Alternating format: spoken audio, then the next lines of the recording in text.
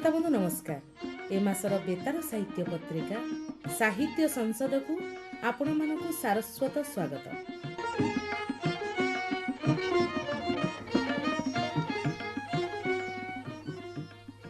आज पत्रिकार सूची रही प्रोफेसर बाबाजी चरण पट्टनायक आलोचना साहित्यर साधना और चेष्टाकृत पंचमालाप, कविता फर्दरे कवयित्री प्रवासिनी महाकोड़कर कविता, गल्प फर्दरे गाल्पिक बिरजा प्रसाद राउतरायଙ୍କର गल्प एवं स्मृति फर्दरे कथाकार गोपीनाथ महांती। एथर संपादकीय।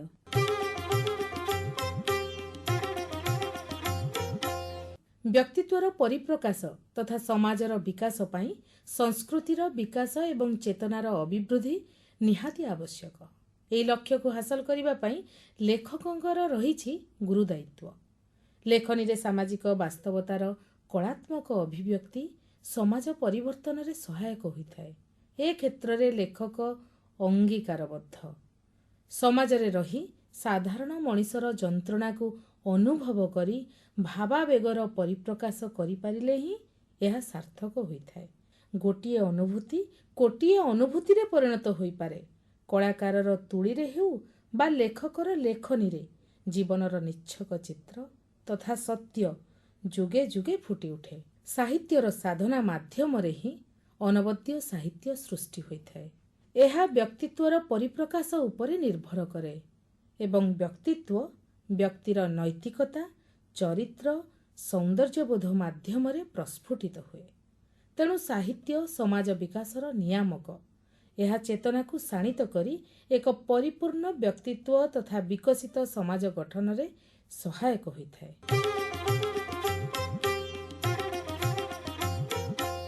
आज पत्रिकार प्रथम फर्दरे चलंतु सुनिबा आलोचना साहित्यर साधना और चेष्टाकृत पंचमालाप। आलोचना करुछंती प्रोफेसर बाबाजी चरण पट्टनायक। साहित्यिक अथवा कवि कारयित्री प्रतिभार अधिकारी बोली द्वादश शताब्दीर आलंकारिक राजशेखर तांको काव्य मीमांसा ग्रंथ रे दर्शाइछंती। एभली प्रतिभा जने साहित्य स्रष्टा पक्षे तीन गोटी बाटरे आसी थाए। प्रथमतः जन्म काल उपलब्ध जहा स्रष्टा ठारे होई थाए ताहाकू राजशेखर सहजा नाम रे नामित करिसंती। द्वितीयतः स्रष्टा व्यक्ति जन्म हेबा परे संस्कार हेतु जो प्रतिभा बढ़ाई थांती ताहाकू राजशेखर आहार्या और मंत्रतंत्र बलरे प्राप्त प्रतिभा औपदेशिकी बोली सूचाइछंती। एही तीन प्रकार प्रतिभा यथा सहजा आहार्या और औपदेशिकी प्रतिभाधर कवि को यथाक्रमे सारस्वत आभ्यासिक एवं औपदेशिक कहा जाए।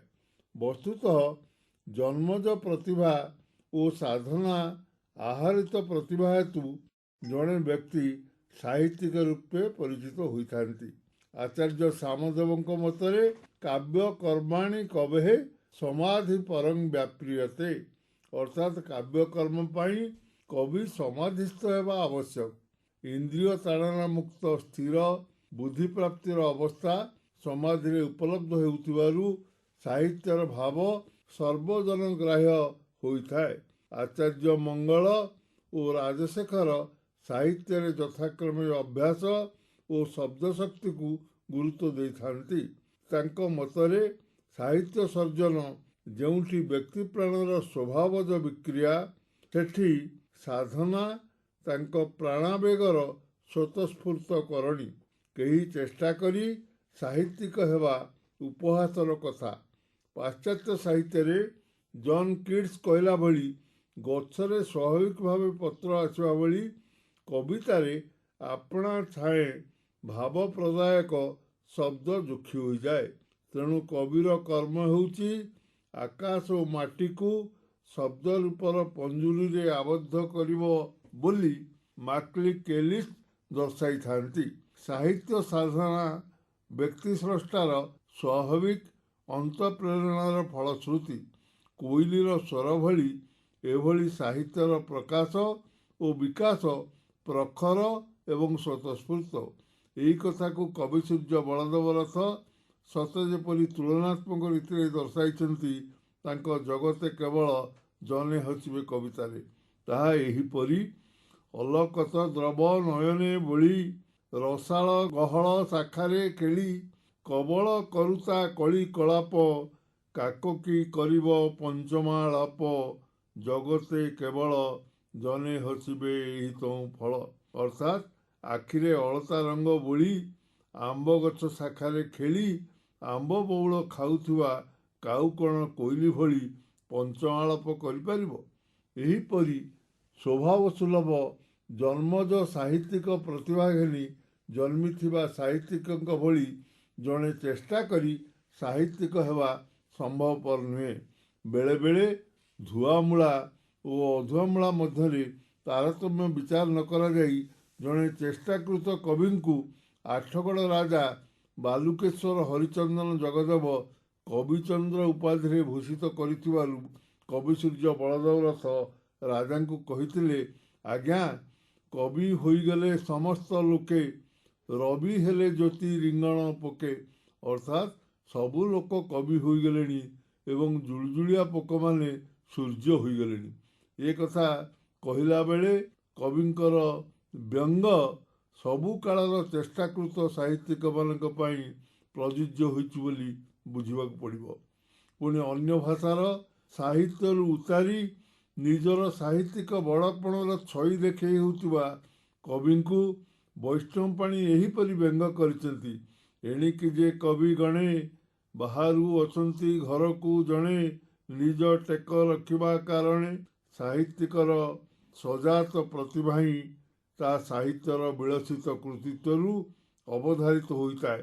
କିନ୍ତୁ ଆଧୁନିକ କାଳର ସାହିତ୍ୟିକର ପରିଚୟ ତା ପରିବେଶ, ତା ବେଶପଟାରୁ ନିର୍ଣ୍ଣିତ ହେଉଥିବାରୁ କବି ସୌଭାଗ୍ୟ କମଳ ମିଶ୍ର ତାଚ୍ଛଲ୍ୟ କରି ଲେଖିଛନ୍ତି, ଆଉ କିଛି ଅନିଦ୍ରା ରହିଲେ ଦେଖିହେବ ଡଙ୍ଗା ଚଢ଼ି ବାହାରିବେ ଧବ ଧବ ଧୋତି ପିନ୍ଧି ବୁଢ଼ା କବି ନିକାଞ୍ଚନ ଜ୍ୟୋତ୍ସ୍ନା ବିହାରରେ। ସାହିତ୍ୟିକ ପ୍ରତିଭା ଐଶୀ ଦତ୍ତ ଠିକ୍ କୋଇଲିର ପଞ୍ଚମାଳାପ ଭଳି ଚେଷ୍ଟା କରି ଏହାକୁ କୌଣସି ବ୍ୟକ୍ତି କିମ୍ବା ପକ୍ଷୀ ନିଜ ଆୟତ୍ତାଧୀନ କରାଇବା ଦୁଷ୍କର। ପ୍ରସଙ୍ଗକ୍ରମେ କବି ଉପେନ୍ଦ୍ର ଭଞ୍ଜଙ୍କ ବୈଦେହୀ ବିଳାସରୁ ବଗ ଓ ରାମଚନ୍ଦ୍ରଙ୍କ କଥୋପକଥନ ମନେ ପକାଯାଇପାରେ। ରାବଣ କର୍ତ୍ତୃକ ସୀତା ପଞ୍ଚବଟୀରୁ ଅପହୃତ ହେବା ପରେ ରାମଚନ୍ଦ୍ର ପ୍ରକୃତି ଜଗତରୁ ତାଙ୍କ ସନ୍ଧାନ ଲୋଡ଼ିଛନ୍ତି। ଏହି ଅବକାଶରେ ସେ ଏକ ଲଣ୍ଡା ଗଛରେ ବସିଥିବା ବଗକୁ ସୀତାଙ୍କ କଥା ପଚାରିଛନ୍ତି। ବଗ କହିଛି, ଆକାଶ ମାର୍ଗରେ ରଥରେ ସୀତାଙ୍କୁ ନିଆଯିବା ବେଳେ ସେ ରାମ ରାମ କହି କାନ୍ଦୁଥିଲେ। ତାହା ବୀଣାର ସ୍ୱର ଭଳି ଶୁଭୁଥିଲା। ସେ ଏପରି କହିବା କଥା ଶୁଣି ରାମଚନ୍ଦ୍ରଙ୍କୁ ବୁଝାଇଛି, ଆପଣ ଭାବୁଥିବେ ଏ ବଣର ପକ୍ଷୀ ବଗ ବୀଣା ସ୍ୱର କଥା ଜାଣିଲା କିପରି? ବୀଣାର 7 ସ୍ୱର ସାରେ ଗାମା ପା ଧା ନି ପ୍ରକୃତି ଜଗତର ପକ୍ଷୀ ଓ ପ୍ରାଣୀମାନଙ୍କ କଣ୍ଠର। ଉପେନ୍ଦ୍ର ଭଞ୍ଜଙ୍କ ଭାଷାରେ ବୋଲିବ ତୁ ବୀଣା ଶୁଣିଲୁ କାହୁଁ ବାଜଇ ଶପଥ ସ୍ୱରରେ ସେହୁ ବର୍ଷାବୁ ଧୈବତ ମୟୂର ଷଡ଼ଜ ବନ ପ୍ରିୟରେ ପଞ୍ଚମ ସହଜ ବାଜୁଛି ମୋ କର୍ଣ୍ଣେ ବିଧିରେ ଏହିପରି ଆଉ ମାନେ। ବର୍ଷା କାଳର ବ୍ୟଙ୍ଗ, ଷଡ଼ଜ ଅର୍ଥାତ୍ ମୟୂର ଓ ବନପ୍ରିୟ ଅର୍ଥାତ୍ କୋଇଲି ସ୍ୱର ଭିନ୍ନ ଆଉମାନଙ୍କୁ ସେ ଶୁଣିଥିବା ଜଣାଇଛି। ସାମନ୍ତ ଶ୍ରୀ ଶ୍ୟାମସୁନ୍ଦର ଧୀରଙ୍କ ଉତ୍କଳ ସଙ୍ଗୀତ ପଦ୍ଧତି ପୁସ୍ତକରେ 7 ଧ୍ୱନି ଏହିଭଳି ବର୍ଣ୍ଣିତ। ଷଡ଼ଜଂ ବଦତି ମୟୂରୋ ଋଷଭଂ ଚାତକୋ ବଦେତ୍ ଅଜା ବଦନ୍ତି ଗାନ୍ଧାରଂ କ୍ରୌଞ୍ଚୋ ବଦତି ମଧ୍ୟମମ୍ ପୁଷ୍ପ ସାଧାରଣ କାଳେ କୋକିଳଃ ପଞ୍ଚମ ବଦେତ୍ ପ୍ରାବୃଟ କାଳେ ତୁ ସମ୍ପ୍ରାପ୍ତେ ଧୈବତଂ ଦର୍ଦୁରୋ ବଦେତ୍ ସର୍ବଦା ତଥା ଦେବୀ ନିଷାଦଂ ବଦେତ୍ ଗଜଃ। ସା କହିଲେ ଷଡ଼ଜ ମୟୂର ନାଦ, ରେ ହେଲା ଋଷଭ ଚାତକର ସ୍ୱର, ଗା ହେଲା ଗାନ୍ଧାର ଛେଳିର ସ୍ୱର, ମା ହେଲା ମଧ୍ୟମ କ୍ରୌଞ୍ଚର ସ୍ୱର, ପା ହେଲା କୋକିଳର ସ୍ୱର, ଧା ହେଲା ଧୈବତ ଅର୍ଥାତ୍ ବେଙ୍ଗର ସ୍ୱର, ନି ଅର୍ଥାତ୍ ନିଷାଦର ସ୍ୱର ବା ହାତୀର ସ୍ୱର। ସାହିତ୍ୟରେ ସାଧନା ଓ ଚେଷ୍ଟାକୃତ ପଞ୍ଚମାଳାପ ବିଷୟରେ ଏତିକି କହିଲେ ଯଥେଷ୍ଟ ହେବ। କୋଇଲିର ସ୍ୱଭାବ ସୁଲଭ ପଞ୍ଚମ ସ୍ଥାନ ଭଳି ସାହିତ୍ୟ ଐଶୀ ପ୍ରଦତ୍ତ ପ୍ରତିଭାର ମାନବିକ ସ୍ୱତଃସ୍ଫୂର୍ତ୍ତ ପ୍ରକାଶ। ଅନ୍ୟଥା ସମକାଳରେ ସାହିତ୍ୟର ରବାଡମ୍ବରତାରେ କାହାର କୃତି କାହାକୁ ସରସ୍ୱତୀ ପୁତ୍ର ଚିନ୍ତାରେ ବିଭୋର କରୁଥିଲେ ବି ସେମାନେ ଭବିଷ୍ୟତରେ ସାରସ୍ୱତ ଭାବେ ସମ୍ବୋଧିତ ହେବାର ଆଶା ମୁରୁକୁଟିଆ ଡଙ୍କ ହୋଇଯିବାର ସମ୍ଭାବନାକୁ ଉପେକ୍ଷା କରି ହେଉନାହିଁ। ଏଠାରେ କାବ୍ୟକୁ ସାହିତ୍ୟ ଅର୍ଥରେ ଏବଂ ସାହିତ୍ୟକୁ କାବ୍ୟ ଅର୍ଥରେ ଉପସ୍ଥାପନ କରାଯାଇଛି। ଏଥର ଏ ମାସରେ ଜନ୍ମିତ କବି ବ୍ରଜନାଥ ବଡ଼ଜେନାଙ୍କ ଉପରେ ଏକ ସ୍ୱତନ୍ତ୍ର ଆଲେଖ୍ୟ। ବହୁମୁଖୀ ପ୍ରତିଭାଶାଳୀ କବି ବ୍ରଜନାଥ ବଡ଼ଜେନା 1730 ଖ୍ରୀଷ୍ଟାବ୍ଦରେ ଢେଙ୍କାନାଳ ଜିଲ୍ଲାର କାବରା ଗ୍ରାମରେ ଜନ୍ମଗ୍ରହଣ କରିଥିଲେ। କବିଙ୍କର ଲେଖାବଳୀରୁ ଜଣାଯାଏ ଯେ ସେ ଉତ୍କଳର ଭକ୍ତପ୍ରବର ରଘୁ ଅରକ୍ଷିତଙ୍କର ବଂଶଧର ଥିଲେ। ଏକାଧାରରେ ସେ ଥିଲେ କବି, ଶିଳ୍ପୀ, ସଙ୍ଗୀତଜ୍ଞ, ଜ୍ୟୋତିଷଶାସ୍ତ୍ର ବିଶାରଦ, ବେଦଶାସ୍ତ୍ର ନିପୁଣ ତଥା ବହୁ ଭାଷାଜ୍ଞାନୀ। ସ୍ୱୀୟ ଶକ୍ତି ପ୍ରଭାବରେ ସେ ଉତ୍କଳ ଭାଷାରେ ବିବିଧ କାବ୍ୟ, କବିତା, କଥା, ଛାନ୍ଦ, ଚୌପଦୀ, ଦଣ୍ଡକ, ଚୂର୍ଣ୍ଣକ, ସମର, ଗୀତିକା ଆଦି ପୁଣି ଅନ୍ୟାନ୍ୟ ଭାଷା ନୈପୁଣ୍ୟର ନିଦର୍ଶନ ସ୍ୱରୂପ ସଂସ୍କୃତ, ପ୍ରାକୃତ, ହିନ୍ଦୀ, ବଙ୍ଗଳା ଓ ତେଲୁଗୁ ଆଦି ଭାଷାରେ କବିତା ଲେଖିଥିଲେ। ଯେତେବେଳେ ଓଡ଼ିଶାର କୌଣସି ପ୍ରତିବେଶୀ ପ୍ରାଦେଶିକ ଭାଷାରେ ଗଦ୍ୟ ରଚନାର ଆଭାସ ସୁଦ୍ଧା ନଥିଲା, ସେତେବେଳେ କବି ବ୍ରଜନାଥ ହାସ୍ୟ ବିନୋଦ, ରସ ବିନୋଦ, ନୀତି ବିନୋଦ ଏବଂ ପ୍ରୀତି ବିନୋଦକୁ ନେଇ ଚତୁର ବିନୋଦ ପରି ଏକ ନୀତିଗଳ୍ପ ଗଦ୍ୟ ଗ୍ରନ୍ଥକୁ ରଚନା କରି ଉତ୍କଳ ଭାଷା ଓ ସାହିତ୍ୟକୁ ଗୌରବାଜ୍ୱଳ କରିଯାଇଛନ୍ତି। ଏତଦ୍ ବ୍ୟତୀତ କବି ଲେଖନ କଲମ ସାହାଯ୍ୟରେ ତାଳପତ୍ର ଓ କାଗଜରେ ଲେଖାପଢ଼ା କରିବା ଛଡ଼ା ବଉଳ ମଞ୍ଜି, କାଇଁଚ ଆଦି ଉପରେ ସୂକ୍ଷ୍ମ ଅକ୍ଷର କାମ କରିବାରେ ମଧ୍ୟ ଧୁରନ୍ଧର ଥିଲେ। ପୁଣି ତୁଳି ଦ୍ୱାରା ଚିତ୍ରପଟ ଆଙ୍କିବାରେ ଆଭ, କଚକଡ଼ା, ବାଉଁଶପତ୍ର ଆଦି ଉପରେ ସୁନ୍ଦର ଚିତ୍ରାଙ୍କନ ତଥା ମୂର୍ତ୍ତି ନିର୍ମାଣ କାର୍ଯ୍ୟରେ ମଧ୍ୟ ସେ ସିଦ୍ଧହସ୍ତ ଥିଲେ।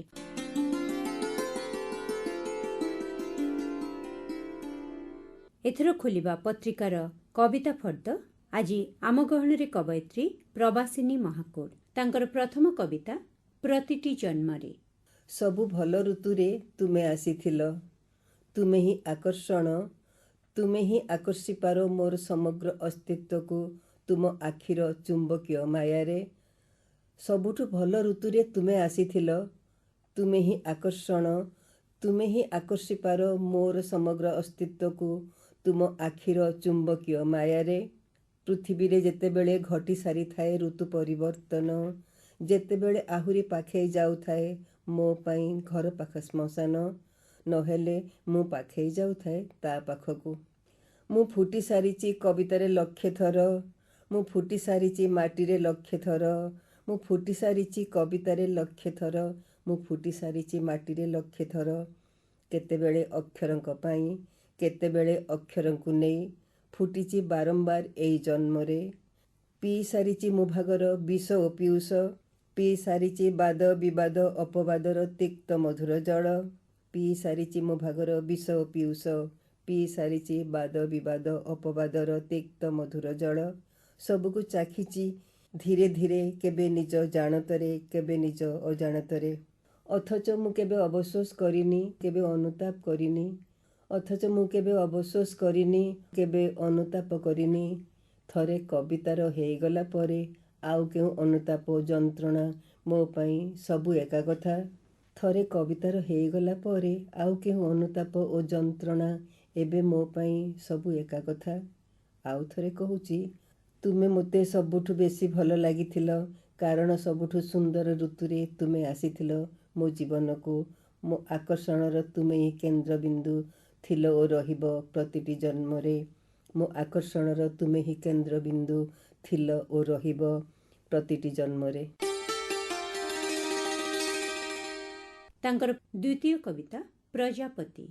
ପୃଥିବୀର ଏଇ ଅନାବନା ବଗିଚାରେ ସ୍ୱଚ୍ଛ ଶୁଭ୍ର ଆଲୋକ ଝରି ପଡ଼ିଛି ସ୍ଫଟିକର ଶିଶିର ପରି। ଅଜାଡ଼ି ହେଇଯାଇଛି ଚାରିଆଡ଼େ ସୂର୍ଯ୍ୟର ନା ଚନ୍ଦ୍ରର ତୋର ମହିମାନ୍ୱିତ ଉଦାରପଣରେ ଏ ପୃଥିବୀ ଆଜି ଏତେ ସୁନ୍ଦର ଦିଶୁଛି। ସ୍ୱପ୍ନର ଝିଲିମିଲି ମୁକୁଟ ଯେତେ ଥର ପିନ୍ଧିଛି ସେତେ ଥର ଭାଙ୍ଗି ଯାଇଛି ନିଦ। ଆଖିରୁ କଟିଯାଇଛି ଆବେଗ ବିହଳିତ ତନ୍ଦ୍ରାଭାବ। ଅନାବନା ବଗିଚାଟା ସାରା ଏତେ ଫୁଲ, ଏତେ ପୁଣି ମହୁର ସମ୍ଭାର। ପବନ ଖେଳୁଛି ଦୋଳି, ମିଠା ମିଠା ଅଭିମାନ ନେଇ। ଫେରି ଆସୁଛି ଚିତ୍ରିତ ଫୁଲ ଅଗଣାରୁ। ମୁଁ ନୀଳ ପ୍ରଜାପତି, ଦେହ ସାରା ଅଲୌକିକ ନୀରବତା, ସୁରରେ ରାଜକୀୟ ଅଭିମାନ, ଆଖିରେ ବନ୍ୟ ନିରୀହତା। ମୁଁ କ'ଣ ଭୁଲି ଯାଇଛି ମୋ ନିକଟ ଅତୀତ? ମୁଁ କ'ଣ ସମ୍ବାଳୁଆର ଗୋସାରୁ ମାଟିର ନମ୍ରତା ନେଇ, ଅନୁପମ ସୁନ୍ଦରତାର ପ୍ରତିଶ୍ରୁତି ନେଇ ଉଡ଼ି ଆସିନି ଫୁଲର ମହୋତ୍ସବ ଭିତରକୁ? ଭୋକ କରିବ କରୁ, ଏଇ ତ ଫୁଲରୁ ମଧୁ ଝରୁଛି। ଶୋଷ କରିବ କରୁ, ଏଇ ତ ଶିଶିର ସବୁଜ ଘାସ ଦେହରେ ମୋ ପାଇଁ ଅପେକ୍ଷା କରିଛି। ବର୍ଷା ଆସିବ ଆସୁ। ସୂର୍ଯ୍ୟର କିରଣ ନେଇ ଦୁଇ ଡେଣା ମେଲି ଚାହିଁଛି। ସେମାନଙ୍କ ଡାକ ଶୁଭିଲାଣି, ମୋତେ ଖୋଜୁଛନ୍ତି। ମୁଁ ତ ପ୍ରସ୍ତୁତ ନୁହେଁ ଏଠୁ ଏଇ ଫୁଲଙ୍କ ସାନ୍ନିଧ୍ୟ ଛାଡ଼ି ଅନ୍ୟ କେଉଁଆଡ଼େ ଯିବା ପାଇଁ। ପ୍ରଜାପତିର ଘରଟେ ନାହିଁ, କେବେ ବି ଦରକାର ନଥିଲା। ସେଥିପାଇଁ ବୋଧେ ମୁଁ ନୀଳ ପ୍ରଜାପତି। ମାଟିର ଶୁଭ୍ରତା ଆଉ ଇନ୍ଦ୍ରଧନୁ ମନ ନେଇ ମୁଁ ବିଞ୍ଚି ଯାଉଛି ମୋ ଡେଣାରୁ ରଙ୍ଗୀନ ଜୀବନର କିଛି ଛିଟା। ସେମାନଙ୍କ ଆଗାମୀକୁ ହୁଏତ ରଙ୍ଗମୟ କରିବ କିଛିଟା। ବେତାର ସାହିତ୍ୟ ପତ୍ରିକାର ଗଳ୍ପ ଫର୍ଦ୍ଦରେ ଗାଳ୍ପିକ ବିରଜା ପ୍ରସାଦ ରାଉତରାୟ। ଚାଲନ୍ତୁ ଶୁଣିବା ଏକ ବାସ୍ତବଧର୍ମୀ ଗଳ୍ପ ରିସ୍କା ରଜା। କାଠଯୋଡ଼ିର ବିସ୍ତୀର୍ଣ୍ଣ ବାଲିପୋଠା ଆଉ ଚହଲା ଆଇନା ପରି ଧାରେ ପାଣିରେ ଇଷତ୍ ଆରକ୍ତ ରଙ୍ଗର ଛଟା ଚହଟିଆ ଉଠୁଥାଏ। ନଦୀର ଆରପଟ ଷଣ୍ଢପୁର ଗାଁର କଂକ୍ରିଟ କୋଠା ଓ ଗାଢ଼ ସବୁଜ ଗଛର ମଥାନ ଉପରେ ଅସ୍ତ ଆକାଶର ଲୋଭନୀୟ ଚିତ୍ରପଟ। ଆପନା ଆମ୍ମା କବି ନୁହେଁ କି ଭାବୁକ ବି ନୁହେଁ। ଆସନ୍ନ ସନ୍ଧ୍ୟାର ଏହି ବର୍ଣ୍ଣ ବିବାହ ସହିତ ତାର ନେଣ ଦେଣ କିଛି ନାହିଁ। শুধু ଖାଣ୍ଟି କର୍କଶିଆ ତୁଠ ପଥର ପରି ତା ମନରେ କେବେ ବି ସୁଦ୍ଧା ପ୍ରକୃତି ମୋହାଚ୍ଛନ୍ନ ଚମକ ଖେଳାଇ ନାହିଁ। ତା ସକାଳର ହେଉ କି ସଞ୍ଜ ଆକାଶର ସ୍ୱର୍ଣ୍ଣିମ ଆମନ୍ତ୍ରଣ। ଟ୍ୟୁବୱେଲ୍ ହ୍ୟାଣ୍ଡେଲକୁ ଧାଡ଼ୁ ଧାଡ଼ୁ ଦୁଇ ଖେପା ମାରି ସାରିବା ପରେ ଅଧା ଉଛୁଳା ତାଜା ପାଣିରେ ଭରି ହୋଇ ଆସୁଥାଏ ବାଲ୍ଟି। ଟିକେ ବିରାମ ନେଇ ଅଣ୍ଟା ସଳକି ଥରେ ମୁହଁ ଘୁରାଇ ଚାହିଁଲା ତା ବସ୍ତି ଗଳିର ଶେଷ ମୁଣ୍ଡ ଆଡ଼କୁ। ତଳ ଚଉତୁରାରେ ଅଇଁଠା ବାସନତକ ମାଜି ଧୋଇ କିଛି ସମୟ ଆଗରୁ ରଖିଥିଲା ଟୋକେଇରେ। ତଥାପି ମନ ବୁଝୁନଥାଏ। ଏହା ଭିତରେ ଆପନା ବାପା ତା ଘୁଙ୍ଗୁର ଲଗା ରିକ୍ସାକୁ ଚଳାଇ ସହର ମୁହାଁ ବାହାରି ଯିବା କଥା। ସବୁଦିନ ପରି ଦ୍ୱିପହରରେ ଖାଇ ଘଡ଼ିଏ ଶୋଇ ପୁଣି ଗ୍ରାହକ ଖୋଜିବାକୁ ବାହାରିଯାଏ। ତା ରିକ୍ସାଟା ଘୁଙ୍ଗୁର ବଜେଇ ବସ୍ତି ରାସ୍ତାରୁ ସିଡ଼ିଏ ଉପରକୁ ପ୍ରଶସ୍ତ ଛାତିକୁ ଉଠୁଥିବାର ଦୃଶ୍ୟ ନ ଦେଖିବା ଯାଏ ସେହିପରି ମନଟା ଉଚ୍ଛନିଆ ରହିଥାଏ। ବସ୍ତି ମୁଣ୍ଡ ଟ୍ୟୁବୱେଲ୍ ପାଖରୁ 300 ଗଜ ଖଣ୍ଡେ ଭିତରକୁ ଗଲେ ଶେଷ ମୁଣ୍ଡ ଡାହାଣ କଡ଼କୁ ପଡ଼େ ତାର 2 ବଖୁରୀ ଘର। ସେଇ ମୂଳ ପୁରୁଣା ଘରକୁ ପାଖାପାଖି 25 ବର୍ଷ ହୋଇଯିବଣି। ରୋଜ ତା ଗେରସ୍ତ ରିକ୍ସା ଟଣା କମେଇରେ ଯେତିକି ମଦ ପିଏ ବାକି ପଇସା ତା ହାତକୁ ଧରେଇଥାଏ। ପ୍ରଥମେ ସେ ବସ୍ତି ପାଖରେ ଜଣଙ୍କ ଘରେ କିଛି ଦିନ ଭଡ଼ାରେ ମୁଣ୍ଡ ଗୁଞ୍ଜି ରହିବା ପରେ ପଇସା ମିଶେଇ ଏ ଘରଟାକୁ ତୋଳିଥିଲା। ଏବେ ତାକୁ ଲାଗି ଆଗପଟକୁ ଯେଉଁ ନୂଆ ବଖୁରୀ ତିଆରି ହୋଇଛି ତାହା ଝିଅ ଆପନାର ପଇସାରେ। ନିଜ ଚେଷ୍ଟାରେ ବସ୍ତି ସ୍କୁଲରେ ପାଠ ସାରି ପାଖ 7 ନମ୍ବର ସିଡିଏ ହାଇସ୍କୁଲରୁ ମାଟ୍ରିକ ପାସ୍ କରିଛି। ଘର କାମ ବାଦ ସାଇକେଲ ଖଣ୍ଡେ ଧରି ଏ ବସ୍ତିରୁ ସେ ବସ୍ତି ଘୁରି ଘୁରି ଟ୍ୟୁସନ୍ କରେ। କହିବାକୁ ଗଲେ ଏବେ ତା ପଇସାରେ ହିଁ ଘର ଚାଲୁଛି। ଆଜିକାଲି ଆଉ ରିକ୍ସା ଟଣାରୁ ତା ବାପର ଚା ଜଳିଖିଆ ଖର୍ଚ୍ଚ ସୁଦ୍ଧା ଉଠୁନାହିଁ। ସମୟ ସହ ଧାଇଁବାକୁ ପସନ୍ଦ କରୁଥିବା ଲୋକେ ଆଉ ରିକ୍ସାରେ ଚଢ଼ିବାକୁ ଚାହୁଁନାହାନ୍ତି। ଅଟୋ ବ୍ୟାଟେରୀ ଗାଡ଼ି କେତେ କ'ଣ ବାହାରି ପଡ଼ିଲାଣି। କେଇ ମିନିଟ୍ରେ ଏଇ ଜାଗାକୁ ଯାଇ ସେ ଜାଗାରେ ପହଞ୍ଚି ଯାଉଛନ୍ତି। ଆପନା ବି ସେଥିପାଇଁ କେତେଥର ବାରଣ କରି କହିସାରିଲାଣି, ତୁ ବା କାହିଁ ଆଉ ଖରା ତରାରେ ରିକ୍ସା ଧରି ବୁଲୁଛୁ? ଆଉ କ'ଣ ଆଗ ଭଳି ତ ବଳ ବୟସ ଅଛି? ମୁଁ ତ ସମ୍ଭାଳି ନେଉଛି। ଆମ ତ 2 ଘର ପାଇଟି କାମ ଧରିଛି। ତୁ କାହିଁ ଆଉ ଅଯଥାରେ ସେଇ ଘସରା ରିକ୍ସାକୁ ଧରି ଦାନା ପାଣିର ବଣିଜ କରିବାକୁ ବାହାରିଛୁ? ଠିକ୍ ଏତିକି ବେଳେ କଥା ମଝିକୁ ଝପଟି ଆସେ ଆପନା ଆମ୍ମା। ତା ଗେରସ୍ତକୁ ଢାଲ ଦେବାକୁ ଯାଇ କହେ, ସେ ଯାଉ, ଅଲବତ୍ ଯାଉ, ତା ରିକ୍ସା ଧରି ଯାଉ। ରିକ୍ସା ଚଢ଼ିବାକୁ ଗରାକ ମିଳିଲେ ମିଳିଲା, ନହେଲେ ନାହିଁ। କିନ୍ତୁ ସେ ଯାଉ, ବୋଲୋ, ବାଦାମବାଡ଼ିରୁ ବିଡ଼ାନାସୀ, ବିଡ଼ାନାସୀରୁ ଚହଟା ଛକ ହେଉ କି ତୁଳସୀପୁର, କିନ୍ତୁ ସେ ଯାଉ। ରିକ୍ସାବାଲା ଭାବେ ତାର 30 ବର୍ଷର ଚିହ୍ନା ମୁହଁ। ଏମିତି କ'ଣ ପୁରୁଣା ଲୋକ ନଥିବେ? କେଉଁଠି କେବେ ତା ଗାଡ଼ିରେ ବସିଥିବା ଚିହ୍ନା ମୁହଁ ତ ଉଠିବେ। ନୂଆ ପିଢ଼ି ନ ଚଢ଼ିଲେ ନାହିଁ। ଆପନା ବୋଉର ଝିଅର ପ୍ରସ୍ତାବ କାଟିବାକୁ ଏ କଥା ସିନା କହିଦିଏ, କିନ୍ତୁ ସେ ଜାଣେ ରିକ୍ସା ଆଉ ଦେଶୀ ମଦ ବିନା ତା ଗେରସ୍ତ 2 ଦିନ ସୁଦ୍ଧା ବଞ୍ଚି ପାରିବ ନାହିଁ। ଏ କଥାକୁ କେମିତି କ'ଣ ବୁଝେଇ ପାରିଥାନ୍ତା। ଆପନା ବାପା ଚଟାଣ ଉପରେ 2 ପଟକୁ ଗୋଡ଼କୁ ଫରକେଟି ନ ଶୁଣିବା ପରି କାନ ଡେରେ। मनर भाव को सूचेवाक जाई मझिरे मझिरे पिंधा पाल्टा लुंगीर गंटी को खोली पुणी भिड़ू थाए। अधा निशार कोपरे केतेबेले दुई आंठू को भांगी आगक झुंकी ठुंगा पलटी तुनी पड़ी थाए। शेष को दुई हाथ को पछकू मेलाई मुकुड़ा देह को लंबाई दिए बेपुरुआ भावे। परदिन सकाळू को बेलाए पखाड़ा और आलू चकटा सह तेंतुली खटा खाई आपना बापा रिक्शा चिराचरित खड़खड़ धड़धड़ शब्दर ताଳରେ घोंगुर बजाई आगक बढ़े। आपना आमा एबे सुधा भूली नाई से संतानहीन पीड़ार जंत्रणा। बाघर 10 वर्ष हो जाइतला। मूल घर गंजामर तारातारिणी पीठटू आरंभ करी जेते दिओ पाखरे मानसिक करिया कथा करि सारितला। बुली बुली शेष को निस्तर मिलिथिला कटक बड़ डाक्तरखाना। डाक्तर बाबू चिकित्सा साहाय्य पाई आपना जन्म होइतला। झियो जो दिन 5म श्रेणी जाए पाठ पढ़ी ऊपर 6ठ श्रेणी जाए गला से दिन भारी खुशी होइतला आपना बापा। कारण ता बंधु कुटुंब रे कहा झियो 5म पाठ डेई ऊपर को टपी पारि नथिले। गड़ जितला परी खुशी रे छाती कुंडमोट हो जाइतला। जेमिति से खुशी रे पुराना रिक्साटा को बिकी चौधरी बजारु नुआ खंडे धरी आसीतला। हालका देशी मदर निशारे कुआट छाड़ी डाकर छाला झियो को। आश्चर्यचकित आखिरे आपना ता बा सम्मुखरे पहुंचु पहुंचु हाथ को खंडे छोट रंग डबा और तुली धराई कही उठला, आलम पाठे झियो ए नुआ रिक्सा तो ना रे आज किणीछि। नेलु नेलु तू हाथ रे टिके लिखिदे यार पछपटे तो ना। आपना प्रथम थर तार दरटी हाथर तुली रे रंग भरी रिक्सा पिठे लिखितला निजर ना बदल रे बार नाटाकू जोड़ी नुआ गाड़ीर ना रखितला रिस्का रजा। पाखरु याकू विमुग्ध आखिरे निरीक्षण करुथला आपना अम्मा। निहाती अल्प पाठोई हेले भी से खंडी खंडी अक्षर मिसई पढ़ी पारे शब्द। तार गेरस्तर ना को देखी मनरे खुशी रे ढेउ उठिबा परी एक चकचकिया ताजा खुशी ता दुई आखिरे खेली उठितला। जेपरी धपाली उठी घर भीतर को जाई संग्रह करी आनिला विश्वासर दुईटी अमूल्य चीज। गोटी आस्थार कवच जाकू सूतारे लेंबू लंका सह बांधी झुलाई देला गोटे पटे। आर पटे ता नुआ रिक्सा को नवजन्मित चपल शिशु भावी तार मधुर अस्तित्व को अनुभविया पाई ओहलाई देइथिला दुई हल झुला घुंगुर। छाँकू छाँ केते कण तार प्रिय ठाकुराणी को मनासी दुई हाथ को लंबाई साष्टांग पड़ी मिनती बाड़ीथिला, मालो ए गाड़ी को साह तो सुनजर जेपरी ए रिस्का कटक सहर पालिश करा मोड़ाणी बुलाणी रास्तार तार दम्भ देखाऊ। से रोजगार कृपारे मो छोटिया नियंटिया संसार जीवन रथ सुरुखुरे आगक धाऊ। सेबेठारु ता रिस्का रजा ढोके पी दंडे जिला परी चलीछि जे चलीछि। आउ कौनटा जे ता गिरस्थ जानिछि। रिस्का को छाड़िले आउ कौन बा करिवो। तार बड़ गोल चकाठू आकर आहुरी छोट चका होई भी नुआ गाड़ी सब समय सुरे आगक किए कुआड़े माड़ी गले। चालू जो जाके चालुछि चालू, संसार चक तो अटकी जाएनि। अंटा उपरे हाथ रखी टिके सड़के ठियाला आपना अम्मा। ताको आश्चर्य लागुଥାଏ। या भितर 2 घंटा सरिकी अतिबाहित हो गलानी।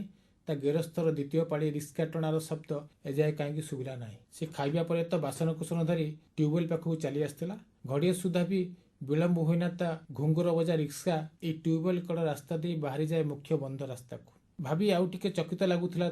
आज ढेर बेलक से काटी देइथला ए चौतुरारे। सांगरे आनीथला गेरस्तर 2टा पुराना कोतरा प्यांट। तार लुंगी पिंधा चेहराटा आ आखि को भल दुसु नथिला।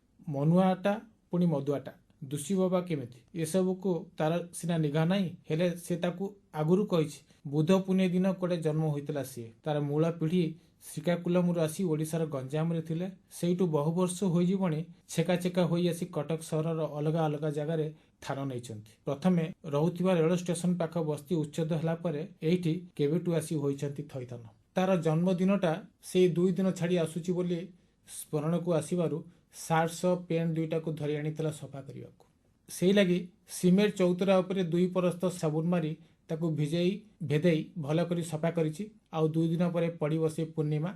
ई सफा पेनटा पिंधिले ता रोगिणा मलिचिया चेहराटा कोड़े नुची जीव। व्यस्त होई पड़ी एथर निजको जीवाको प्रस्तुत कला। काखको उठेई नेला बासन पाचिया। आर हाथरे ता उपरे आनी रखिला सफा करिथिबा 2 हल प्यान सार्ट। शेषकू बाँ हाथरे पानी बाल्टी को झेलाई घर आड़ को पाद बढ़ाइला। किछु गोटे अजब लगुला जमी संध्याटा। सेतेबेले को 8-10 जन खंडे लोक रुंडो होई छिड़ा होइथांती ता घर आगे। आपना सेमानक सह कौन सब कथा होउताए। ठीक दुआर मुहरे पहुंचला बेले को बस्तीर सबुठु पुराना लोक रंगई दादा ता घर भितर बाहरी आसी निराश भरा मुहरे आपना आड़ को चाही कहिला, नाइल झियो मते कहीं लागुनी ताठे प्राण अछि बोली। नाकपुड़ार तो पवन जा आस कला भली लागुनी। नाड़ी एक बार निस्तेज पड़ जाए। टिके छेप ढोकिया परी रही पुणी कहिला, तू शीघ्र कॉर्पोरेटर को कह तुरंत 108 को डाकी बड़ मेडिकल नेबार व्यवस्था करू सेठी निश्चित हो मते किंतु अच्छी बोली लागू नाही। दलकाय मुनिया झांझी पवन आपना आमर दुई कानपोड़ारे पशिगला रड़निया परी झमकिना बासन मजा टोकई गड़ी पड़ला हाथरू गड़ाणी लेउटी पड़ी चितपाटांग हेबा परी चुपुड़ा सफा प्यांट दुईहल धूली माखी विषन्न रंग धरी पड़ी रही तले आरपट हाथरू भरा पानी बाल्टीटा धक्का खाइला परी तलकू खसी अधा उछुली आसला पदाकू मुंड घुराई पड़िबा अवस्था को आसी सारिला से पाखक झपटी आसी धरी संभाड़ी नेला झील आपना संपूर्ण चेताशून्य अवस्था को आसवा पूर्वर ता मुहर बिली बिली हेबा परी केवल गोटे धाड़ी खंडी खंडी होई दोहरी उठुताए रिस्का रजा उठिब ता घुंगुर बाजिब।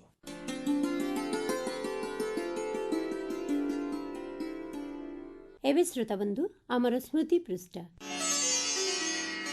1914 मसीहा एप्रिल मासर 20 तारिखरे जोगजन्मा तथा जुगपुरुष पद्मभूषण गोपीनाथ महांती कटक जिलार नागाबली ग्रामठारे जन्मग्रहण करथिले। जीवनर वास्तव अनुभूति सहित मनीष प्रति अहेतुक सहानुभूति तांको साहित्य सृष्टि रे झरी पड़िथिला। मनीष सबु अवस्था और परिस्थिति रे आवर्तरू मुक्ति पाई आनंदर आलोक पाइब एही चेतना जोगु तांको चरित्र माने परिस्थिति को मुकाबिला करंती। तांको परजा उपन्यास रे चरित्र मानकर स्वप्न और आशा को वास्तव दुनियार निदारुण जीवन युद्ध रे घात प्रतिघात रे तीळ तंडुलित करी कथावस्तुर उपस्थापना करिसेंती। तेबे एठी सुनाउछु आम अभिलेखागार रे गच्छित कथाकार गोपीनाथ महांतींकर साक्षात्कार संपादित अंश। भाषा मु शिखिली भाषा शिखी सागर भाषा कथा कहली आ जेमती पोशाक पिंधती आमती पिंधिक मिसिली घरे भी रही पिंडारे शोली घरे शोली एत बंधुता है आज कह जाए तेणु कालक्रमे मुझे सब बहुत भल पाऊली मु 2 खंड बाड़ी धरी मु चाली चाली बुलूली मोर ये जीप बुला नथिला मोर उपन्यास अनेक गुड़े उपन्यास विविध अंश से जगह उपर ही लिखाई राति कैंप करी से पिंडारे बसथी टी अवसर मिलला चल चलिक आसी खाई पी सारे मोर लिखुची से परिवेश भितर अनेक लेखा मोर जे पांडुलिपि गुड़िक अनेक समय से सब झाल टोपा पड़ी भिजी जाए कौटी वर्षा पड़ी तिंधि जाए यहीपर सब हुए जे मु कौन करे ना जो लिखी जाए से आउ गोटे अन्न खाता रखी थाए से खातारे मु मोर की चरित्र गढ़ी चरित्र मान टिपे कौ चरित्र केते बाट गला मान तार गठनटा भी केते बाट गला कौ घटनारू कौ वर्णनारू कौ पृष्ठारे कौन अच्छी ता भी टिपी थाए ता छड़ा ये प्रति अध्यायर आ गोटे बेयर जिस्ट कहानी लिखि थाए तेणु फेर जो आरंभ करे से खाताटी गढ़ी गले मु जानी पारे कोठी थिली आ कौन हम तेणु से असुविधा किसी हुए मनीष प्रति मुहूर्त बदलुची प्रति दिन बदलुची आ वर्ष पर वर्ष बदलुची तार नाना चिंता नाना मूड आसुची नाना घटना घटुची ता प्रतिक्रिया प्रकाश पाउची से बदली बदली जाउची बेसी गुड़िए दिन निज जीवन जदि आम नबा आम देखा जे आपे आपे ता दिहरे ये जो भैराइटी आसीगला विविध प्रकार कारण अनुभूति बहुत प्रकार अभिज्ञता बहुत प्रकार एपरी चली आकोसी बही आम पढ़ा उपन्यास बही आम जदि तहिरे बहुत भैराइटी पाइबा आ से भैराइटी गुड़िक प्रकृतिर ऑथेंटिक होती अति काल्पनिक नुह सीटा से बहीर साहित्यिक मूल्यटा निश्चित भाव बढ़े तेणु ये निज भितर गोटाए डेवलपमेंट कहतु इवोल्यूशन कहतु चेंज कहतु घटवा संगे संगे से चेंजटा परिस्फुट हो बहीर पृष्ठा मान ये भाइटालिटी अन्यथा आसबनी। एठी शेष करुछु ए मासर बेतार साहित्य पत्रिका साहित्य संसद रहुछु नमस्कार।